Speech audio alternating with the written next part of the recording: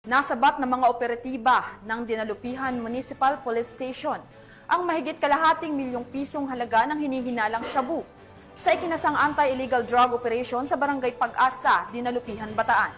Ang ulat mula kay Patrol Woman Lixon Reyes Sawiran.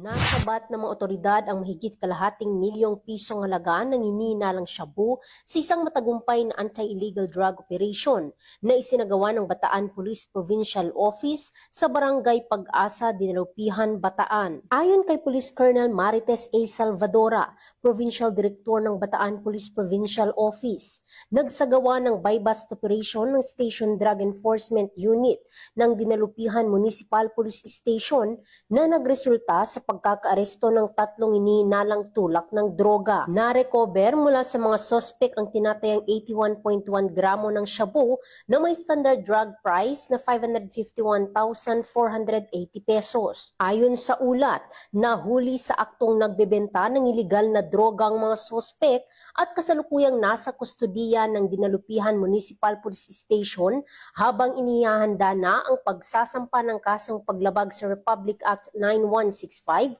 o ang Comprehensive Dangerous Drugs Act of 2002. Muling pinagtibay ng Bataan PNP ang kanilang matatag na suporta sa pinaigting na kampanya kontra iligal na droga sa ilalim ng pamumuno ni Police Brigadier General Ponce Rogelio I. Piñones Jr., Regional Director ng Police Regional Office 3. Ang nasabing operasyon ay patunay ng walang humpay ng kampanya ng pulisya laban sa iligal na droga sa rehiyon at ng determinasyong mapanatili ang katahimikan at kaayusan sa buong lalawigan.